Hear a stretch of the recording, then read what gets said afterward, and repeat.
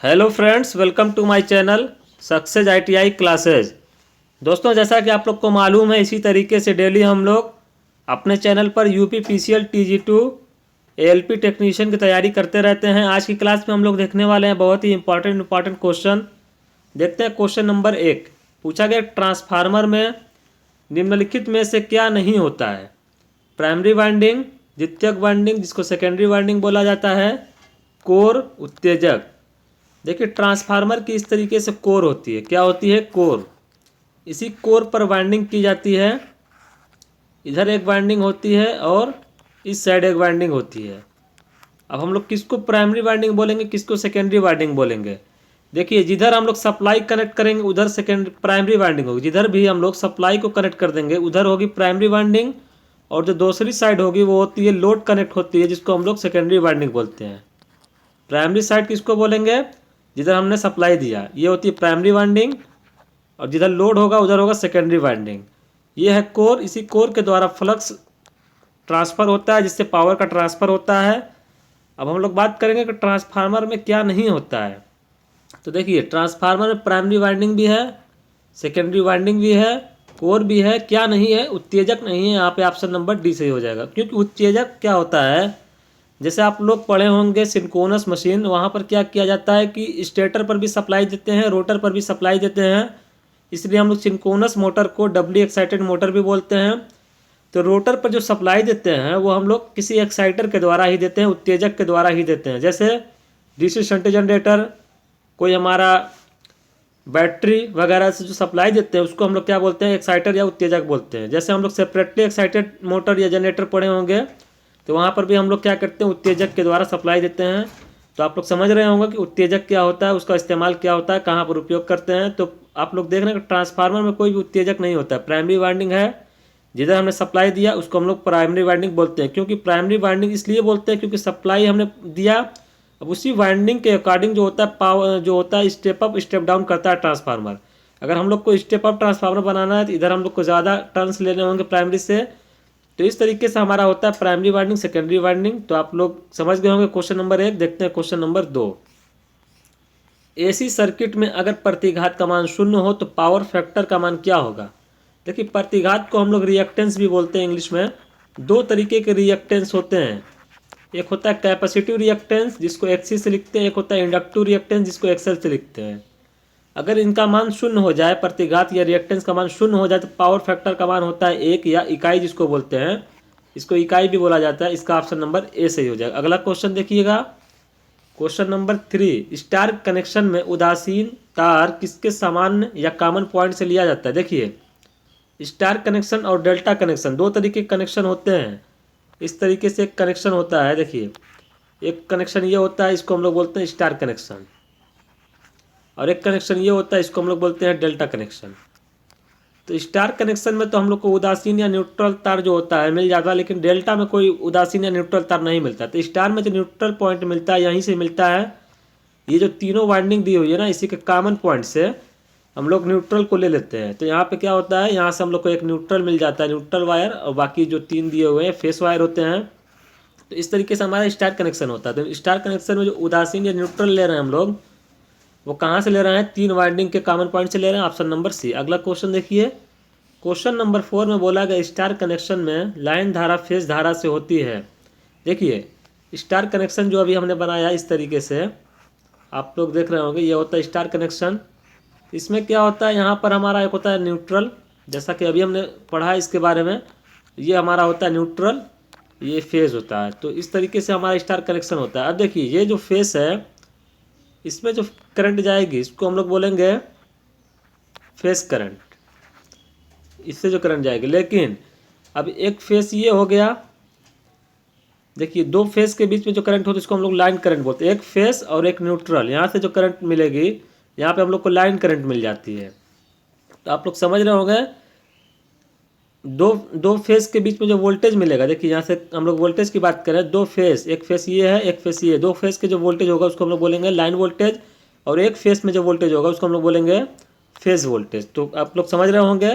देखिए, star connection में जो लाइन धारा होती है और फेज धारा, IL जो होता है लाइन धारा, और IP फेज धारा, ये दोनों आपस में बराबर होता है। Option number C. अगर वोल्टेज की बात करेंगे तो इसमें लाइन वोल्टेज जो होता है वो √3 टाइम्स होता है फेज़ वोल्टेज के। तो आप लोग समझ गए होंगे स्टार कनेक्शन में कैसे क्या होता है। किसी पर फेज़ में जो करंट या वोल्टेज होता है उसको हम लोग फेज़ से नाम देते हैं, लेकिन जब हम लोग दो फेज़ के बीच में लेते हैं तो उसको हम लोग बोलते हैं लाइन का कनेक्शन। तो यहाँ पे ऑप्शन नंबर सी सही हो जाएगा। अगला क्वेश्चन देखिएगा, क्वेश्चन नंबर 5।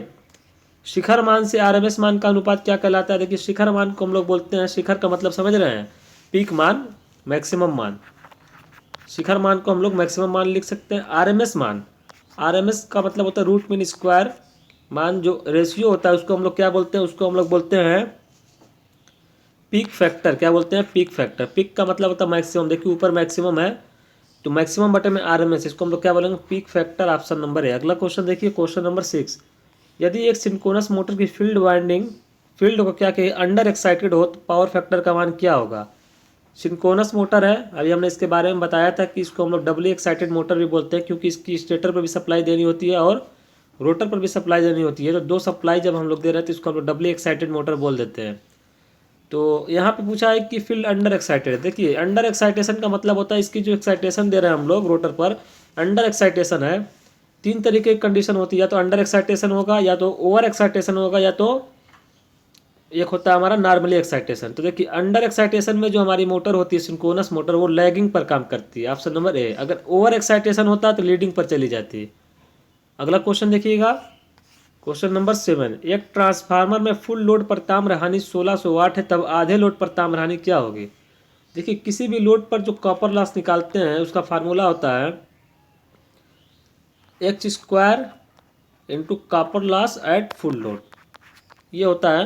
तो हम लोग को निकालना क्या, एक्स हमारा लोड होता है, आधे लोड पर तो लोड को आधा कर लीजिए, और फुल लोड पर जो कॉपर लॉस दिया हुआ कितना दिया हुआ है, 1600 वाट दिया हुआ है। तो इसको आप लोग हल कर लीजिए, कितना मिल जाएगा, इजीली मिल जाएगा आप लोग को 400 वाट। Option number D. तो इस तरीके से हम लोग कॉपर लॉस को निकाल लेते हैं। कॉपर लॉस हमारा वेरिएबल लॉस होता है जो कि लोड के साथ वेरी करता रहता है, लेकिन हमारा एक लॉसेज आता है हिस्टेरिसिस लॉस और एडी करंट लॉस, जिसका कम्बिनेशन होता है आयरन लॉस। आयरन लॉस कभी भी लोड के साथ वेरी नहीं करता। आइए अगला क्वेश्चन देखते हैं। निम्नलिखित में से किस मशीन में हंटिंग का प्रभाव होता है। हंटिंग क्या होता है, जैसे कि कोई मशीन है ना, उस पर जब लोड वेरी करता है, अप डाउन होता है, तो वहाँ पर एक फ्लक्चुएशन होता है लोड में, तो क्या होता है वहाँ पर एक इफेक्ट आता है हंटिंग का प्रभाव। हंटिंग जो प्रभाव होता है वो होता है सिंक्रोनस मोटर में। Option number D. इसके बचाव के लिए, इसको कम करने के लिए हम लोग क्या करते हैं, पोल फेस में हम लोग हंटिंग का प्रभाव को दूर करने के लिए कनेक्शन करते हैं। उसको हम लोग पढ़ेंगे किसी अगली क्लास में। देखते हैं क्वेश्चन नंबर अगला क्वेश्चन है कि वह ट्यूब जो पानी को टरबाइन तक ले जाती है क्या कहलाती है। देखिए एक ट्यूब होती है जो पानी को क्या करती है, टरबाइन तक लेके जाती है। जैसे कि हमारा आप लोग पढ़े होंगे कई तरीके के हमारे पावर प्लांट्स होते हैं, जैसे न्यूक्लियर पावर प्लांट्स, उसमें हम लोग क्या करते हैं, परमाणु का विखंडन करके बिजली को बनाते हैं। एक होता है कि हाइड्रो पावर प्लांट जिसमें पानी से बिजली बनाते हैं। थर्मल पावर प्लांट्स होता है इसमें हम लोग कोयले से बिजली बनाते हैं। तो कई प्रकार के पावर प्लांट्स होते हैं, गैस पावर प्लांट भी होता है।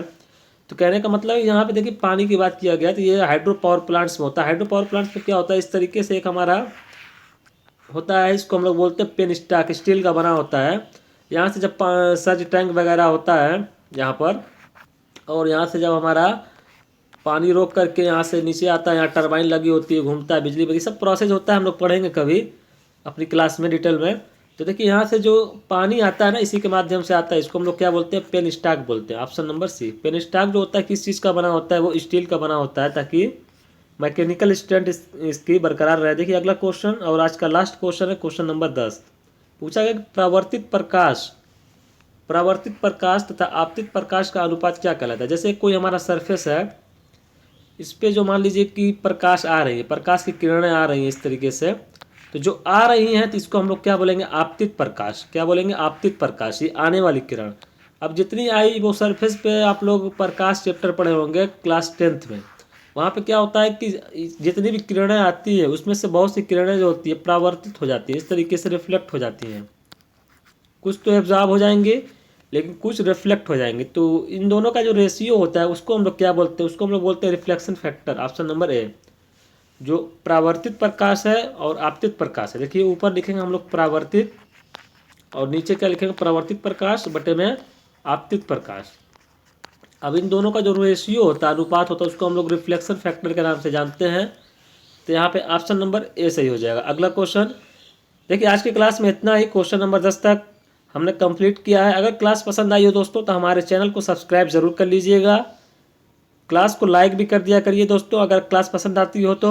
इसी तरीके से डेली हम लोग UP PCL TG2 ALP technician की क्लासेस लेते रहते हैं। अगर क्लास पसंद आई हो दोस्तों तो हमारे चैनल को सब्सक्राइब ज़रूर करिएगा। फिर मिलेंगे दोस्तों इसी तरीके से अगली क्लास में। आप लोग का बहुत बहुत धन्यवाद।